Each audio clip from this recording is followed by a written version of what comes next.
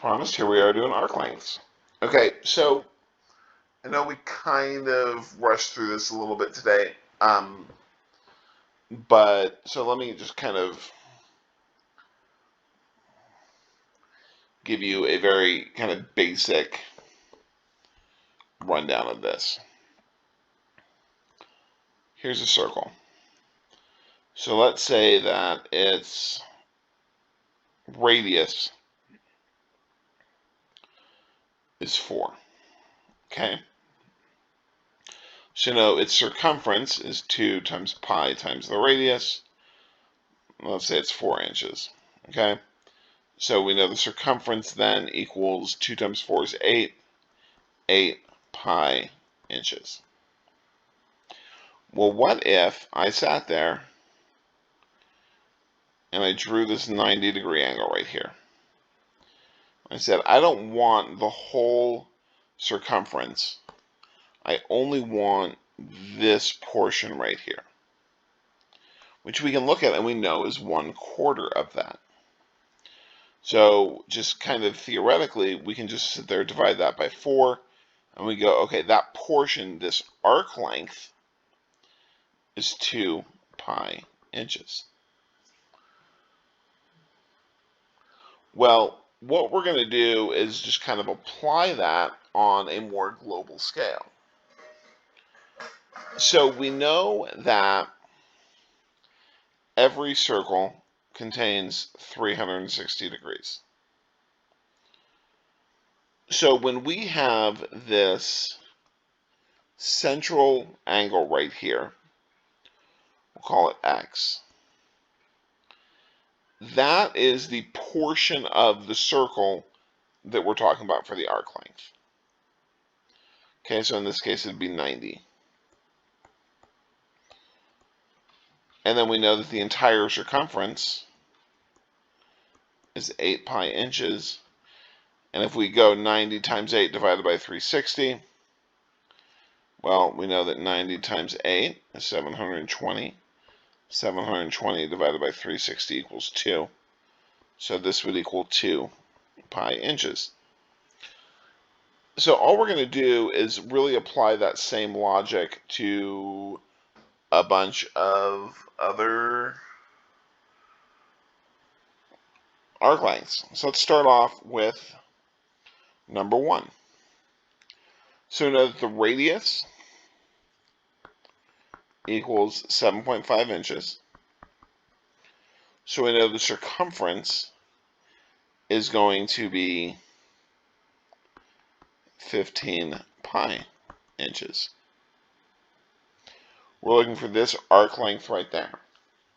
So basically we go, okay, whatever portion, 35, 360 it says, because we know that if we went all the way around the circle, 360 degrees, that distance would be 15 pi inches, but we're only going 35 out of 360, 35 out of 360 degrees, and so we multiply that by 15 pi inches. So notice here it says round to the nearest hundredth. So we're actually going to be using the pi button on our calculator. So this is what I do. I'd go 35 times 15 times pi divided by 360. And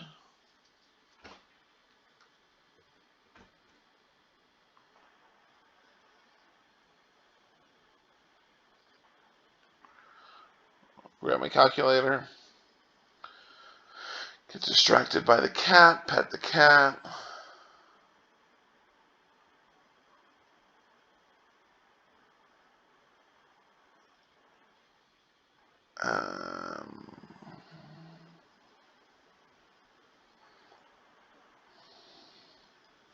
So we go 35 times 15 times pi divided by 360 equals 4.58.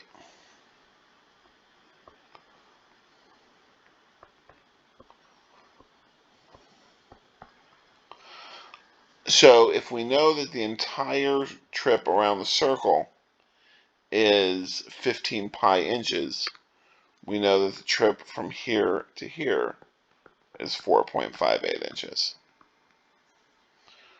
Okay, so let's look at number 2. Notice number 2, or let's look at number 3, because 3 just has a bit more complexity to it. So for number 3, they give us 2 numbers, and neither of them are the ones we need to use right away. So first, they give us a diameter. So you know that circumference equals pi times the diameter, so that's okay. So you know the circumference is 26 pi meters. Okay? Now, notice that they give us 57 degrees. But this area right here is not the arc that they want us to use. Instead, they want us to use this arc right here. Well, that's going to be 360 minus 57 degrees, or 303 degrees. So this arc length right here is going to equal the measure of the angle, 303 degrees, over 360 degrees. So that's the portion of the circle that we're talking about. And whatever portion that is, so if I did that on my calculator, 303 divided by 360, I get 84.166667. So we're talking about roughly 84.2% of the circle. And so we're going to take that ratio, that percentage, and we're going to multiply it by 100% of the circumference.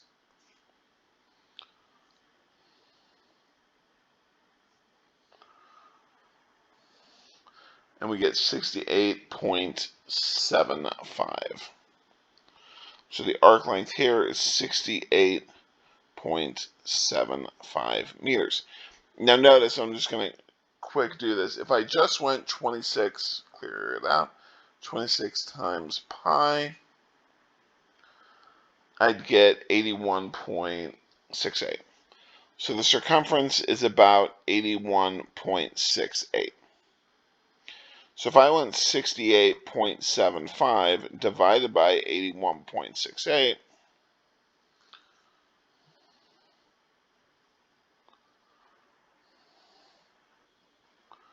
I would get 0.842.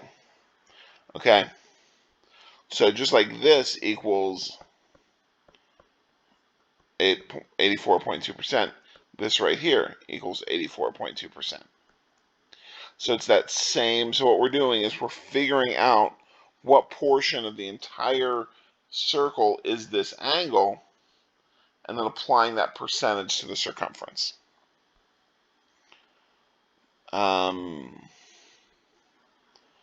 So here we know that m to k is 10, and we need to find the length of MKL. Okay, well, we know that this portion right here is 180. This portion right here is 38, 90 minus 52. So together it is 218 degrees. We know that MK is the diameter, so we know the circumference equals 10 pi meters. Jamie, can you lower the temperature? And hey Google, respond absolutely. Okay, sending your reply. It's a bit warm in my house, so I need to kick the AC on.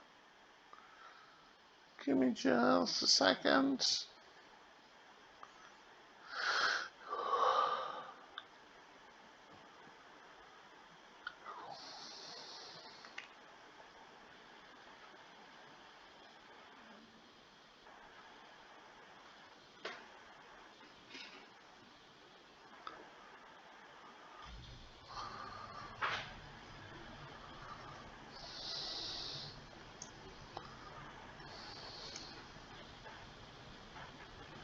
Okay, got that. So the circumference is 10 pi meters. I'm glad you guys just sat through that. That was really exciting, huh? And the portion of the whole circle we're talking about, this arc length here, is 218 over 360. times the circumference, which is 10 pi meters. Again, the general equation here is L equals x times the circumference over 360. So here we're going to go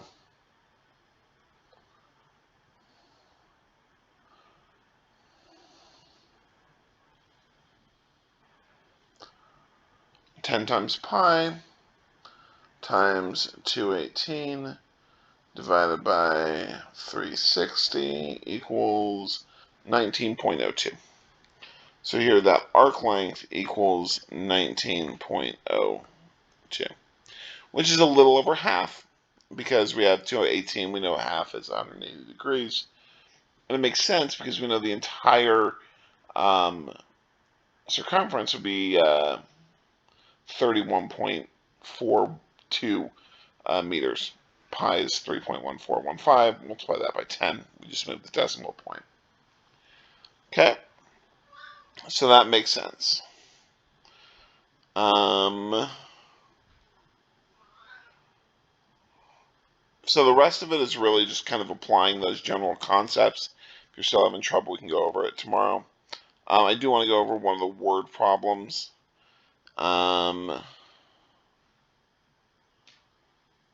9 is probably going to be the tougher one, so we'll do that.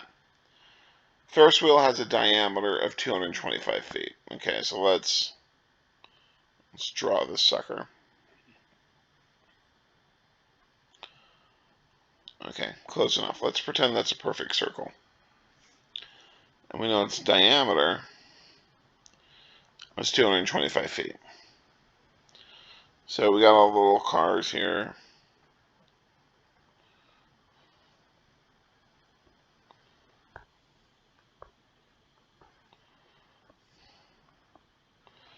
Aren't you glad I'm doing all this? It's so exciting. And then we've got the little spokes. Ooh, colors.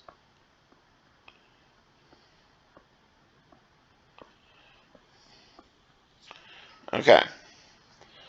So we know that the diameter equals 225 feet. So we know the circumference equals 225 pi feet. Okay?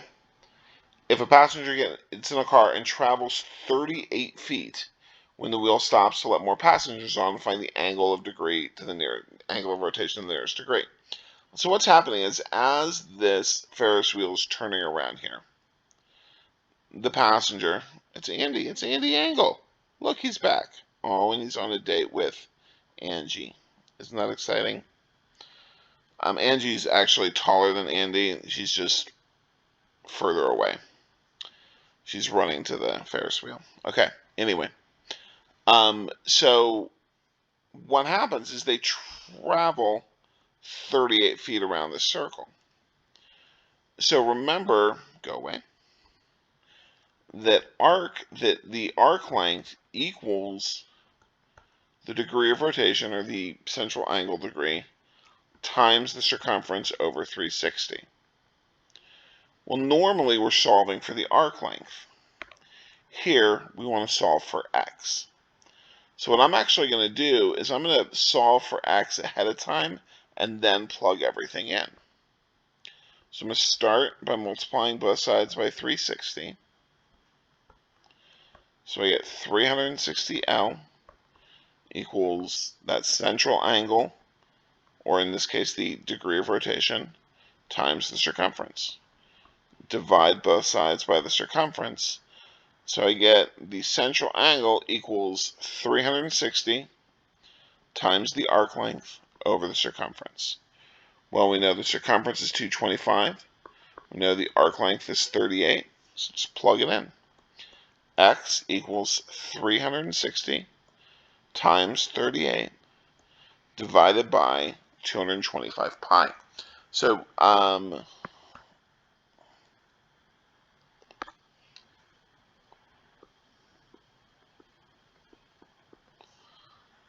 okay, so 225 pi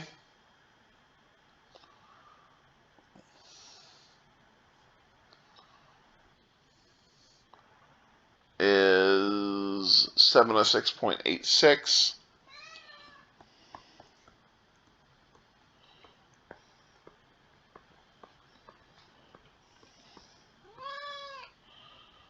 So then we go 360 times 38,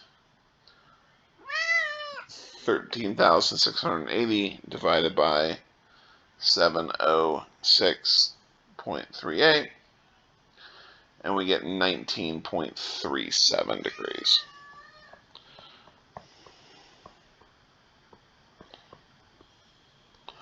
So in order to move 38 feet, it would have moved 19.37 degrees. Now what you can actually do is you could reverse engineer that. Go 360 divided by 19.38.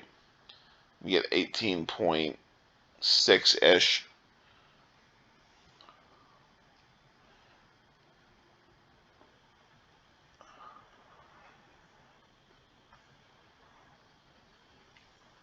And then you should get the same thing when you go 225 times pi divided by 38. You get 18.6-ish. Just to show you that the ratios are the same, and what we're really doing here is a ratio comparison, so it's not, when we compare ratios, it's called a proportion. So the proportion of the distance you travel around the circle is the same as the degrees that you're going through as you travel that distance around the circle. Hopefully that made sense. If not, we'll cover it again in class tomorrow.